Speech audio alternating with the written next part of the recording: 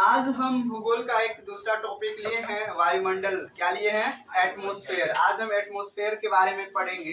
अच्छा, एटमॉस्फेयर क्या है? अगर कोई पूछा वायुमंडल क्या है, तो पृथ्वी के चारों ओर जो हवा है, ठीक ना, जो पृथ्वी के चारों ओर जो हवा का जो आवरण है उसी को वायुमंडल कहते हैं। तो यहाँ हम लिखे हैं, पृथ्वी के चारों ओर उपस्थित हवा को क्या कहते हैं?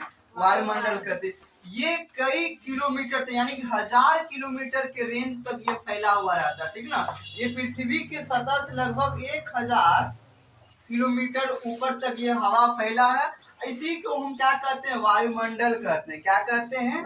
वायुमंडल। ये कहाँ मिलेगा? पृथ्वी के चारों ओर। अच्छा, वायुमंडल को हम जो पृथ्वी का कम्बल भी बोलते हैं। क्या बोलते हैं? अच्छा, कम्बल क्यों बोलते हैं वो अभी हम समझाएंगे, ठीक ना।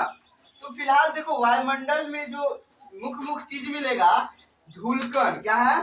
यानी वायुमंडल किस चीज से मिलकर बना? किसका किसका मिश्रण है? तो पहला होगा धूलकण। क्या है? यानी कि धूल का जो छोटा छोटा कण होता है उसी को कहते हैं धूलकण। फिर जलवाष्प, जल का वाष्प यानी कि भाप बन जाना, उसको कहते हैं जलवाष्प। धूलकण, जलवाष्प और गैस, यानी कि ये तीनों का मिश्रण मिलेगा। कहाँ मिलेगा? वायुमंडल में। तुम लोग धूलकण देखे हो हवा में? नहीं देखे हो? तुम लोग देखना, घर में देखना, घर में जो छेद से जो रोशनी जो आता है, ठीक ना, उस रोशनी में आंख देना तो लगेगा छोटा छोटा छोटा छोटा कुछ धूलकण उड़ रहा है। तो वो कहाँ मिलता है धूलकण? जलवाष्प क्या है? तो पानी का जो भाप बन के जो उड़ जाता है, जैसे हम लोग कपड़ा जब सुखाते हैं तो उससे क्या होता है? पानी उड़ जाता है, तो वो भाप के रूप में बन जाता है। क्या बन जाता है? भाप बन के उड़ जाता है। और उड़ने के बाद कहाँ चले जाता है? वायुमंडल में। जैसे नदी का पानी या तालाब या नाला का पानी गर्मी के मौसम में देखता होगा सूख जाता है, ठीक है ना।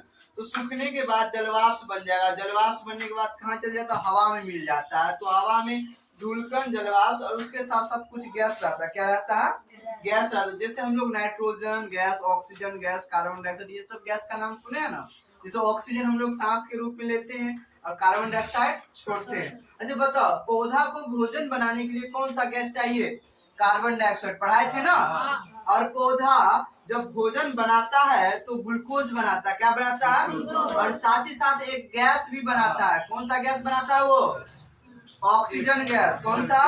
तो पौधा ऑक्सीजन गैस बनाता है। कब बनाता है? जब वो ग्लूकोज बनाता है। जब वो, तो ये जो है ना, ये प्रकाश संश्लेषण वाला पार्ट है पौधा में। ये तुम लोग को फिर से पढ़ाएंगे तो याद आ जाएगा सब कुछ, ठीक। तो फिलहाल हम देखते हैं वायुमंडल में धूलकण है, जलवाष्प है और गैस है। गैस में भी सबसे ज्यादा कौन सा गैस है? नाइट्रोजन है। कितना है नाइट्रोजन? इसको, ये डाटा को याद रखना, कभी कभी पूछ लिया जाता है। फिर दूसरा नंबर पे ऑक्सीजन। ऑक्सीजन कितना है? लगभग 21% ऑक्सीजन है। और कार्बन डाइऑक्साइड का भी याद रखना है कितना मात्रा में, 0.03% है। और बाकी अन्य गैस है। बाकी अन्य गैस है। अब हम देखते हैं कि वायुमंडल जो है इसको हम 5 भाग में बांटे हैं, 5 परत में बांट दिए। सबसे निचला पार्ट जो पृथ्वी के पास है उसका नाम है क्षोभ मंडल। क्या है? उसके बाद आता है समताप मंडल। दूसरा क्या है? समताप मंडल। तीसरा मध्य मंडल, चौथा आयन मंडल और पांचवा वायु मंडल या बहिर्मंडल, ठीक ना। अच्छा, क्षोभ मंडल का खासियत क्या? हम लोग जिस मंडल में रहते हैं पर्यावरण का, यानी कि ये वायुमंडल का, वो क्षोभ मंडल कहलाता है। क्या कहलाता? जैसे पेड़ पौधा, सभी सजीव या घर या पहाड़ जो भी कुछ, या बादल भी जो बनता है, बादल, ठीक ना, वो भी कहाँ बनता है? क्षोभ मंडल में। फिर उसके बाद है समताप मंडल। अच्छा, एरोप्लेन या वायुयान जो उड़ता है, याद रखना किस मंडल में? समताप मंडल में। और इस मंडल में एक परत पाया जाता है, उसको कहते हैं ओजोन परत। क्या कहते हैं? कई बार पूछ लिया जाता है कि ओजोन परत तुमको कहाँ मिलेगा? समताप मंडल में। अच्छा, ओजोन काय को ऑक्सीजन से मिलकर बना रहता है, यानी ऑक्सीजन के 3 परमाणु से मिलकर के क्या बनता है? ओजोन। अच्छा, ओजोन का क्या काम है हम ये भी तुमको बताएंगे, ठीक ना। उसके बाद मध्य मंडल, आयन मंडल और बहिर्मंडल। एक चीज और याद रख लो बहिर्मंडल या वायुमंडल के बारे में, यहाँ उपग्रह या सैटेलाइट ये सब को छोड़ा जाता है अंतरिक्ष में। जो मशीन जो होता है ना, जिससे तुम लोग टीवी का सिग्नल या रेडियो का सिग्नल ये सब जो कैच जो करता है, ये उपग्रह। देखो क्या होता है ना, जैसे तुम लोग घर में इस प्रकार का एंटीना देखता होगा, टीवी का देखता है ना, ये हम छत पे या कहीं बाहर लगाते हैं। ये क्या करता, सिग्नल कैच करता, सिग्नल को पकड़ता, उससे मेरा क्या चलता है, टीवी चलता। क्या चलता, टीवी। तो ये सिग्नल आता कहाँ से है, आसमान से। कहाँ से, और आसमान में क्या सेट किया गया है, सैटेलाइट। क्या, बड़ा बड़ा जो है ना अंतरिक्ष में बड़ा बड़ा यंत्र यानी मशीन सेट कर दिया, वो जो है सिग्नल भेजता है। जैसे मान लो कि ये सीरियल वाला सिग्नल भेजेगा तो सीरियल वाला चलेगा, अगर सिग्नल न्यूज वाला धराएंगे चैनल तो न्यूज वाला सिग्नल कैच करके हमको दिखाएगा। अगर सास बहू वाला कोई सीरियल अगर धराएंगे तो सास बहू का जो है कैच करके हमको टीवी में वही चलेगा। टीवी चलता है कि नहीं। जैसे मान लो कोई बच्चा को देखने का मन हुआ क्रिकेट, तो क्रिकेट वाला चैनल लगाएगा तो ये कौन सा सिग्नल पकड़ेगा, क्रिकेट वाला पकड़ेगा और क्रिकेट दिखाएगा। ठीक ना। तो अभी हम वायुमंडल के बारे में पढ़े कि चारों ओर जो हवा का जो परत है उसी को वायुमंडल कहते हैं। हवा, धूलकण, जलवाष्प और कुछ गैसों का मिश्रण है। ठीक ना। फिर हम वायुमंडल का कुछ परत देखे, जैसे क्षोभ मंडल, समताप मंडल, मध्य मंडल, आयन मंडल, बहिर्मंडल। ठीक ना। फिर हम बात की कि क्षोभ मंडल में बादल बनता है, हम लोग जो रहते हैं क्षोभ मंडल में। समताप मंडल में ऑक्सीजन है और वायुयान जो उड़ता है। ठीक। और अभी हम पढ़ेंगे कि वायुमंडल का क्या काम है, वायुमंडल का क्या काम है हमारे लिए। ठीक ना।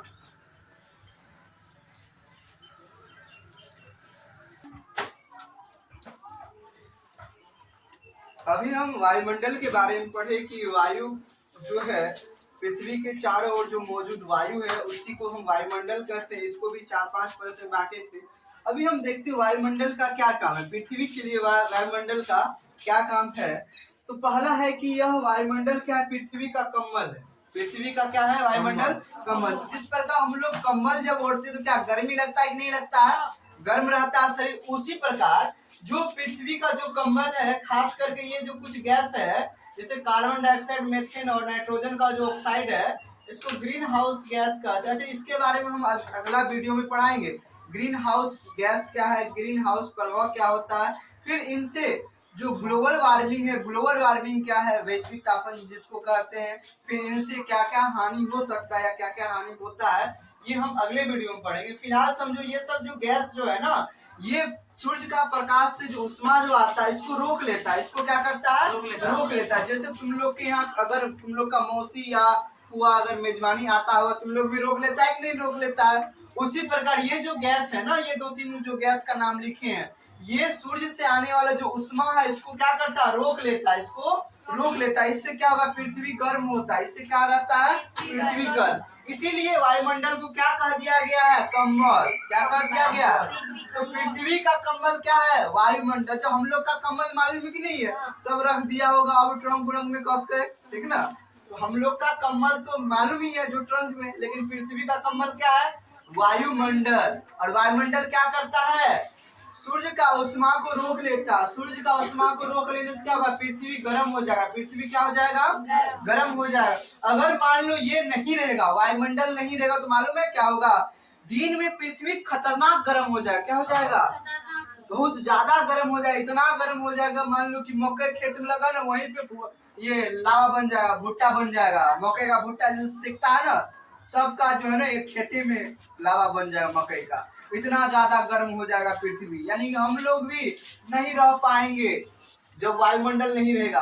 फिर रात के समय क्या हुआ, पृथ्वी पूरा ठंडा, रात के समय में पूरा ठंडा, माइनस में तापमान चला जाए, फिर भी दिक्कत हम लोग को। पूरा ठंडा भी हो जाए फिर भी दिक्कत, पूरा गर्म हो जाए फिर भी दिक्कत। इसलिए ये कम्बल जो है ना, ये उष्मा को मेंटेन करके रखता है, इसको रोक करके रखता है, न ज्यादा ठंडा होने देता है, न ज्यादा गर्म होने देता है।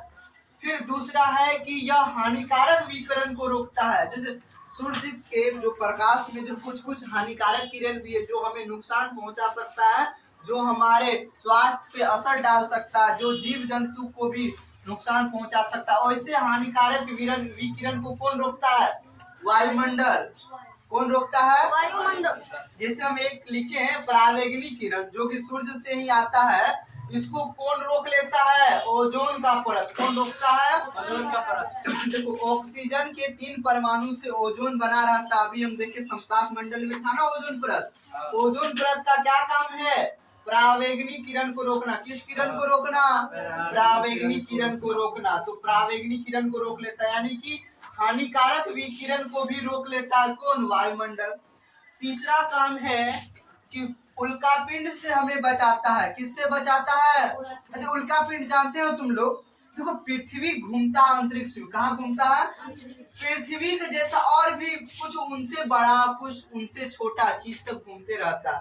पृथ्वी के तुलना में बहुत बड़ा बड़ा चीज भी जो घूम रहा है, बहुत छोटा छोटा भी चीज घूम रहा है। जब भी वो छोटा छोटा चीज पृथ्वी के नजदीक आता है, जो पृथ्वी का क्या काम मालूम है? सब कुछ को अपने और घिसता कि नहीं घिसता? जब भी कोई उल्कापिंड यानी पृथ्वी के जैसा या पृथ्वी से छोटा कोई ग्रह या उपग्रह जब पृथ्वी के नजदीक आता है ना, तो उससे हमें ये उसी को हम उल्कापिंड कहते हैं। क्या कहते हैं?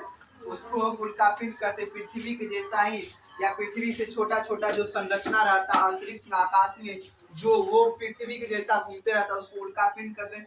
जैसे उल्कापिंड पृथ्वी के नजदीक आना चाहता है तो वायुमंडल में तेज घर्षण के कारण रास्ते में ही जल के भस्म हो जाता है। रास्ते में जल करके भस्म हो जाता है, क्योंकि वो जैसे गिरेगा ना तो हवा के साथ तेज घर्षण होगा। क्या होगा? हवा के साथ तेज घर्षण, और घर्षण के कारण क्या होगा? आग पकड़ लेगा। जैसे तुम लोग जो है कभी हाथ को तेजी से ऐसे ऐसे करो, घसो, बहुत तेजी से करेगा तो गर्म हो जाएगा हाथ। क्या हो जाएगा? गर्म। तो घर्षण से के कारण उष्मा उत्पन्न होता है। क्या? ये उल्कापिंड जैसे हवा में आएगा तो हवा से क्या होगा? घर्षण होगा, टकराएगा। इतना तेजी से घर्षण होता है कि इसमें आग पकड़ लेता है। क्या पकड़ लेता है? उल्कापिंड में आग पकड़ लेने से रास्ते में ही जल करके क्या हो जाता है? राख। तो वायुमंडल अगर नहीं रहेगा तो डायरेक्ट उल्कापिंड गिरेगा कि नहीं गिरेगा? पृथ्वी पर जहाँ गिरेगा वहाँ सारा चीज को क्या ठोकता कर देगा, ठीक ना? वो सारा चीज को बर्बाद कर देगा। उल्कापिंड गिर गया तो पृथ्वी हिलने लग जाएगा। अरे मान लो है इतना बड़ा पत्थर किसी का देह पे फेंक दे तो वो आदमी बचेगा? वो हिल डुल जाएगा कि नहीं डुल जाएगा? देह फूट जाएगा कि नहीं फूट जाएगा? उसी प्रकार पृथ्वी पे जब उल्कापिंड अगर डायरेक्ट गिरेगा, उल्कापिंड अगर डायरेक्ट गिरेगा तो खतरनाक है, ठीक ना? तो उल्कापिंड से हमें कौन बचाता है? वायुमंडल। जैसे उल्कापिंड उसके रास्ते में आया जल करके राख हो जाएगा। चौथा है कि वायुमंडल जो हवा जो होता है वो सांस के लिए भी काम आता है, जीवों के श्वसन के लिए भी क्या काम आता है? हवा। हवा में देखो ऑक्सीजन तो वो लेता है, कोई भी जीव सांस के रूप में क्या लेता है? ऑक्सीजन, और छोड़ता क्या है? Carbon dioxide. हम लोग भी सांस के रूप में क्या लेते हैं? ऑक्सीजन। कोई कार्बन डाइऑक्साइड भी लेता है? नहीं ना। तो ऑक्सीजन लेते हैं और क्या छोड़ते हैं? Carbon dioxide. तो ये रहा हमारा पूरा वायुमंडल का चैप्टर, ठीक ना? इसके बाद जो तुम लोग को बताया है कि ग्रीन हाउस प्रभाव क्या वो पढ़ाएंगे, फिर इससे क्या होता है, ठीक है, वैश्विक तापन, ये सब क्या होता है ये